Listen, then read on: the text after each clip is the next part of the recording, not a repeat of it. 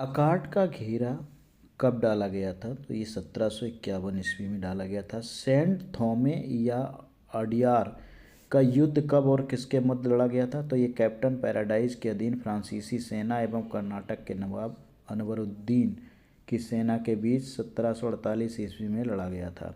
फ्रांसीसी सेना ने नवाब को हरा दिया था। पांडिचेरी के फोर्ट लुई का निर्माण करवाया था फ्रांसिस मार्टिन ने। फ्रांसीसी बस्तियों का वास्तविक संस्थापक वो फ्रांसिस मार्टिन को माना जाता है। रिजविक संधि के द्वारा पांडिचेरी वापस किसको मिली थी? फ्रांसीसियों को मिली थी। फिजियोक्रेट जो थे वो मुक्त व्यापार करने वाले पक्षधर फ्रांसीसी व्यापारी थे। कर्नाटक का प्रथम युद्ध जिसे कि सेंट टोमे के युद्ध भी कहते हैं कि तत्कालिक कारण क्या था? एक ब्रिटिश नौसेना अधिकारी वारनोट के द्वारा कुछ फ्रांसीसी जहाज़ों पर कब्जा कर लिया गया था। पांडिचेरी की संधि जो हुई थी 1755 ईस्वी में हुई थी। फ्रांसीसी सहायता से 1765 ईस्वी में एक आधुनिक शस्त्रागार की स्थापना डिंडीगुल में हुई थी। 17वीं शताब्दी में भारत और जावा के मध्य व्यापार पर प्रभुत्व जो था वो डचों ने का था उस समय, और फ्रांसीसियों ने जो है वो एक्स ला सापल संधि 1748 के द्वारा जो है अंग्रेजों को वापस लौटा दिया था। भारत में पहली जो फ्रेंच बस्ती स्थापित हुई थी वो सूरत में स्थापित हुई थी। अंग्रेजों ने डचों तथा फ्रांसीसियों को वो जो है किन किन युद्धों में पराजित करके व्यापार से बाहर कर दिया था? तो वो थे वेदरा युद्ध 1759 ईस्वी में और बांडीवास युद्ध 1760 ईस्वी में।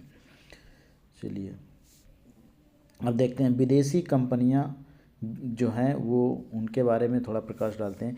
पुर्तगाली ईस्ट इंडिया कंपनी जो थी इस्तादो द इंडिया, और ये पुर्तगाल की कंपनी थी, और इसकी स्थापना जो हुई थी 1498 ईस्वी में। एफडी अल्मोड़ा जो है ये गवर्नर था फैक्ट्री का, और ये कहाँ थी? कालीकट में 1498 ईस्वी में। फिर उसके बाद है अंग्रेजी east India company, the governor and company. ये अंग्रेज जो थे ये देश से आए थे, और स्थापना जो इसकी हुई थी 1599 ईस्वी में सर टॉमस रो के द्वारा और सूरत में। ठीक इसी तरह से आप देखेंगे तो तीसरा डच ईस्ट इंडिया कंपनी, ये डचों के द्वारा हुई थी 1602 ईस्वी में।